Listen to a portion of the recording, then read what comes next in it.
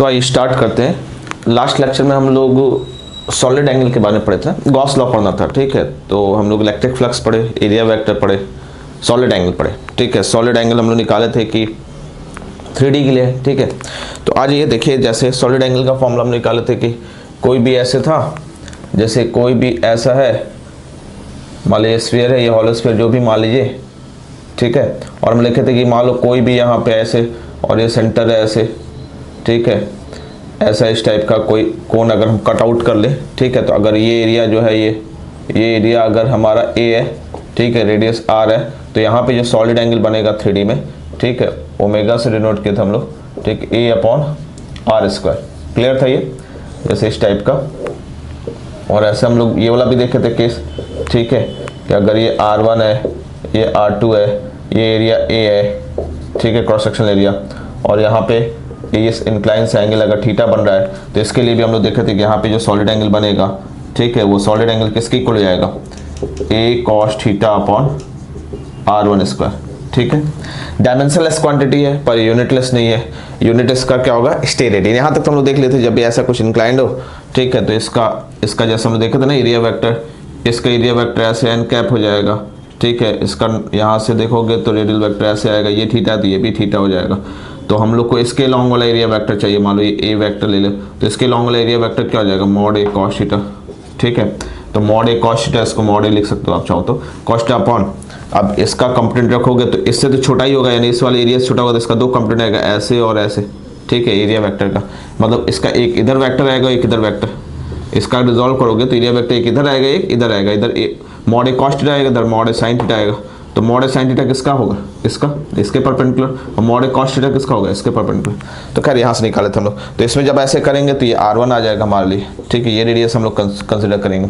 R2 तो बड़ा radius ना, R2 के लिए हमको ये वाला एरिया चाहिए होगा, ठीक है। अगर ये एरिया निकल पाता है तो ठीक है, ये बड़ा एरिया हो जाएगा, ठीक है। इसका कंपोनेंट ये होगा, ठीक। तो R2 के लिए हमको ये वाला एरिया चाहिए, R1 के लिए ये वाला एरिया चाहिए। आप R2 से भी निकाल सकते हो अगर ये एरिया पता, अगर ये एरिया ए डैश है, ठीक है, तो आप इसी को लिख सकते हो ए डैश अपॉन R2 स्क्वायर, ठीक है। पर उसके लिए कौन सा एरिया चाहिए, जैसे ऐसे था, ठीक, ये ऐसे था, तो हम लोग इसको ऐसे फॉरवर्ड करेंगे, ये वाला एरिया चाहिए हमको, ये ए डैश है, ठीक है, ये R1 है, ये R2 है। क्लियर है, दिमाग में फिट रखिए। और अगर ये वाला एरिया लेते हैं, ठीक है, तो इसके लिए हमको R1 चाहिए, इसके साथ हमको R2 चाहिए, ठीक। कोई भी ले लो, एंगल तो वही आएगा, उससे कोई दिक्कत नहीं है। उसके बाद हम लोग निकाले थे कि अगर इसका कोई पोर्शन ऐसा ले लेते हैं, ठीक है, किसी स्फीयर है, यहाँ तक फॉर्मुलेट कर लिए थे हम लोग, ठीक, कि अगर हम कोई ऐसा पोर्शन कोई निकाल लें, जैसे यहाँ पे ये इस टाइप वाला कोई पोर्शन निकाल लें हम लोग,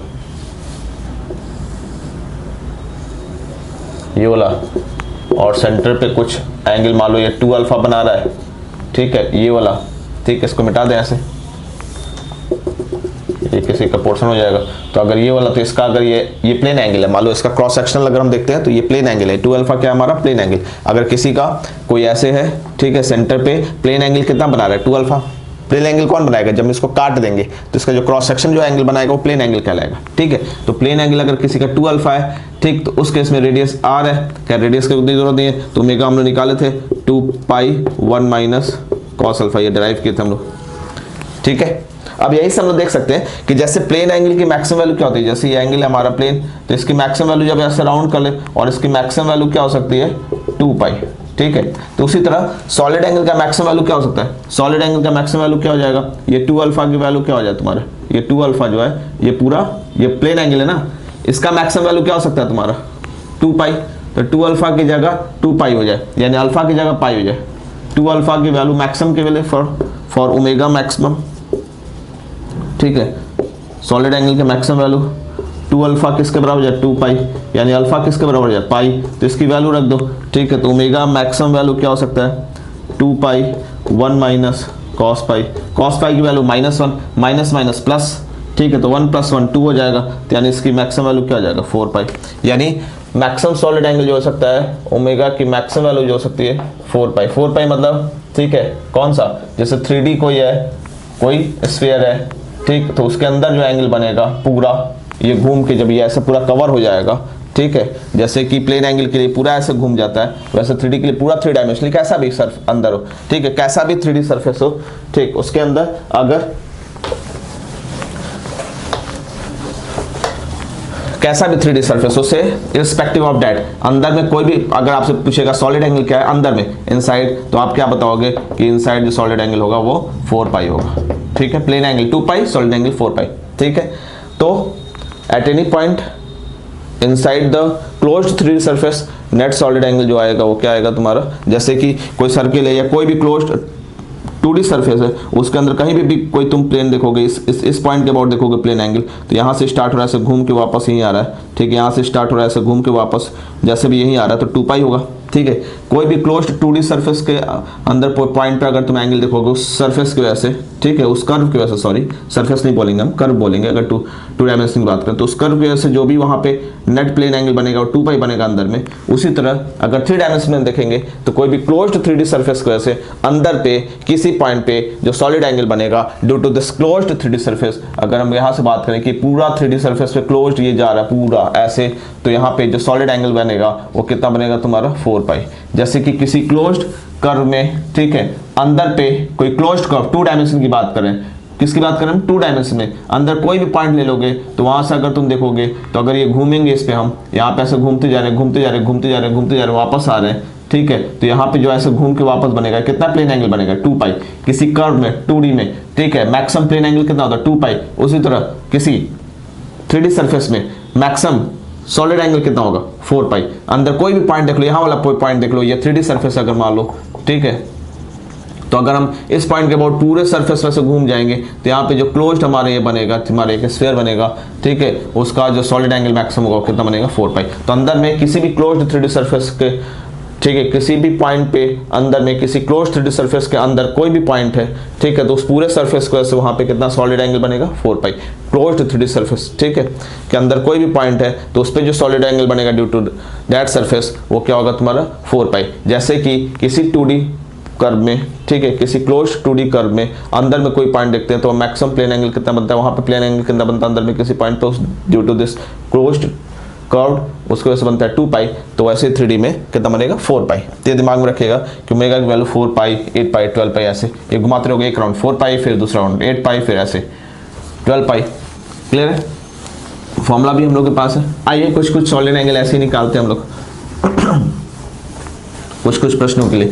जैसे कि एक सिंपल सा एग्जांपल लेते हैं, ठीक, मान लीजिए कोई स्फीयर का पार्ट लेते हैं, ठीक है, कोई स्फीयर का यहाँ पार्ट लेते हैं ऐसे और इसका देखते हैं, ठीक, यहाँ पे मान लीजिए कितना बना दिया, प्लेन एंगल कितना बना है 60 डिग्री, ठीक है, तो सॉलिड एंगल क्या हो जाएगा उस फॉर्मूले से देखेंगे तो 2 पाई 1 माइनस कॉस अल्फा, ठीक है, ये 2 अल्फा की वैल्यू है, ध्यान दीजिएगा 2 अल्फा की वैल्यू 60 है तो अल्फा की वैल्यू कितना हो जाएगा 30 डिग्री, ठीक है, तो यहाँ पे 30 रख देंगे तो 2 पाई 1 माइनस कॉस 30, ठीक है, कॉस 30 की वैल्यू क्या होता है √3/2, तो ये हो जाएगा 2 पाई 1 माइनस √3/2, ठीक है, ये सॉलिड एंगल आ गया। क्लियर है? जैसे अगर हम ये देख लें, मान लो हेमिस्फीयर की वजह से देखते हैं, ठीक है, हेमिस्फीयर की वजह से देखते हैं यहाँ पे कितना सॉलिड एंगल बन रहा है इस पॉइंट पे, तो ये जो आ जाएगा आपका 2 अल्फा की वैल्यू 180 हो जाएगी, तो 2 अल्फा की वैल्यू कितना हो गया 180 यानी पाई हो गया, तो अल्फा की वैल्यू क्या हो जाएगा पाई/2 हो जाएगा, तो सॉलिड एंगल क्या हो जाएगा 2 पाई 1 माइनस कॉस पाई/2 हो जाएगा, ठीक है, तो 2 पाई आ जाएगा, हाफ हो जाएगा, टोटल 4 पाई था, हेमिस्फीयर की बात होगी तो क्या हो गया 2 पाई हो गया। क्लियर है? और भी कुछ देखते हैं, ठीक है, जैसे कि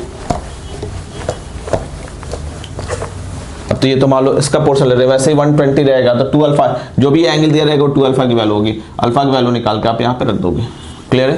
जैसे अगर आप देखो कुछ इस टाइप का करते हैं, थोड़ा अलग हट के करते हैं तो थोड़ा समझ में आएगा कि कैसे उसको अप्लाई करना है।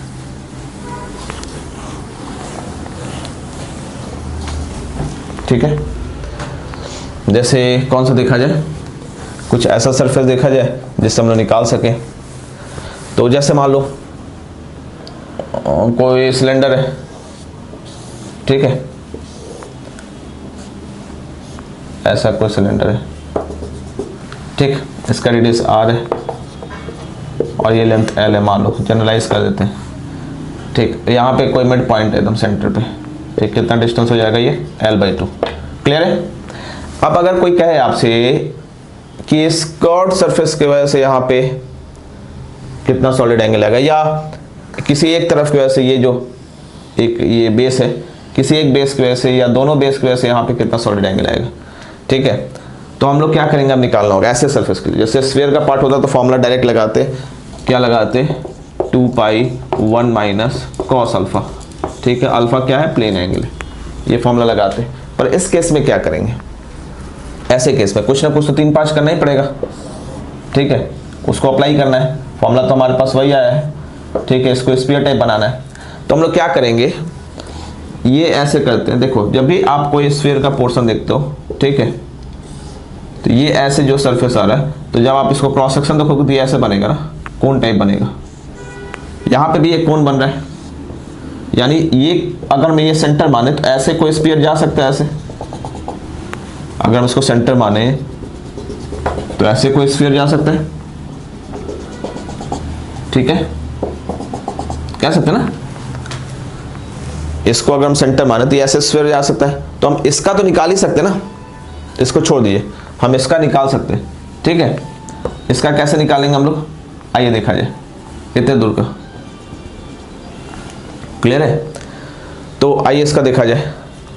इसको निकालने के लिए हम लोग क्या करेंगे कि हमको ये एंगल चाहिए, ठीक है, ये एंगल पता चल जाएगा तो ये स्फीयर का पार्ट है, हम लोग वाला फॉर्मूला लगा देंगे, ठीक है। तो ये एंगल कैसे निकलेगा, इसको डिवाइड कर दो ऐसे, ये r है, ये वाला डिस्टेंस क्या हो जाएगा l/2, तो ये वाला रेडियस हमारा निकल आएगा, ठीक है। खैर, तो रेडियस क्या आ जाएगा हमारे पास, ये रेडियस आ जाएगा √, ये l/2 है, ये r है, तो r² + l/2 का होल स्क्वायर, ठीक है। तो हमको ये एंगल चाहिए 2α, तो 2α हम लोग कैसे निकालते हैं, अगर आप देखिए, ठीक है, तो ये एंगल हम लोग को बेसिकली निकालना है या कोई पूरा निकालना है, तो हम लोग ये एंगल निकाल सकते हैं। हमारे पास ये पता है, ये पता है, ये पता है, तो हम लोग ये देख सकते हैं, या tan थीटा की वैल्यू मान लीजिए, या अगर हम इसको एक वाले को अल्फा मान लें, ये अल्फा, तो tan अल्फा की वैल्यू क्या जाएगा, परपेंडिकुलर अपॉन बेस, तो r/l/2, ठीक है, यानी 2r/l, यहाँ से लिख सकते हैं, ठीक है। tan अल्फा की वैल्यू ये आ गई, तो tan अल्फा की वैल्यू ये आ गई। हमारे पास cos अल्फा चाहिए, तो cos अल्फा निकालो डायरेक्टली, हम लोग डायरेक्टली cos अल्फा निकाल सकते हैं। cos अल्फा क्या हो जाएगा, बेस अपॉन हाइपोटेनस, बेस की वैल्यू क्या है l/2, ठीक है, हाइपोटेनस क्या है r² + l/2 का होल स्क्वायर, ठीक है। चाहो तो यहाँ से 4 ऐसे ले जाओ तो ये हो जाएगा l/√4r² + l², ठीक है, ये आ गया cos अल्फा। अब फॉर्मूले में रख दो, तो इसके वजह से हमको पता चल जाएगा, इसके वजह से जो ओमेगा आ जाएगा वो आ जाएगा 2π1 - cos अल्फा। cos अल्फा की वैल्यू क्या आ जाएगा l/√4r² + l², ठीक है। तो यही चीज़ इसके वजह से भी होगा, ठीक। हमसे कॉर्ड से पूछा था, अच्छा टोटल अगर ये क्लोज होता, पूरा क्लोज होता, तो यहाँ पे 4π बनता ना, अगर पूरा क्लोज मान ले, ठीक है, अगर पूरा क्लोज मान ले, पूरा क्लोज की वजह से अगर यहाँ पूछता है कि पूरे सिलेंडर के क्लोज की वजह से यहाँ पे आता तो 4π, अगर हम उस 4π में से इसका और इसका सॉलिड एंगल हटा दे तो कर्व की वजह से पता चल जाएगा, इसका और इसका पूरे क्लोज का 4π पता है मुझे ना। अगर हम लोग ये दोनों बेस का हटा दें तो हमको कर्व का पता चल जाएगा ना, ठीक है। तो ओमेगा थ्रो कर्व अगर हम देखेंगे तो क्या जाएगा 4π - 2 × ये वाला ओमेगा, इसको अगर हम ओमेगा नॉट मान ले तो ओमेगा नॉट 2 क्यों लिए हैं, क्योंकि इधर का भी और इधर का भी, तो आ जाएगा 4π - 2π1 - l/√4r² + l², ठीक है। तो ये क्या हो जाएगा 2 टाइम्स, इसका 2 टाइम्स, ठीक। तो 2 करेंगे 4π, तो 4π की कहानी खत्म हो जाएगी, ठीक है।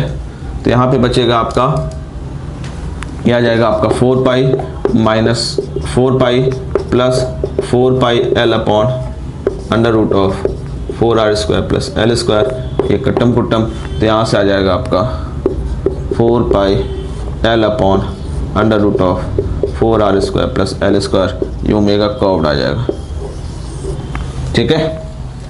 क्लियर है, तो ये आ जाएगा ओमेगा कर्व्ड। समझे बात को, तो ऐसे निकालते हैं। चलिए इस लेक्चर में ये रोकते हैं, बाकी की बातें हम लोग नेक्स्ट लेक्चर में करेंगे। Till then stay connected, thank you.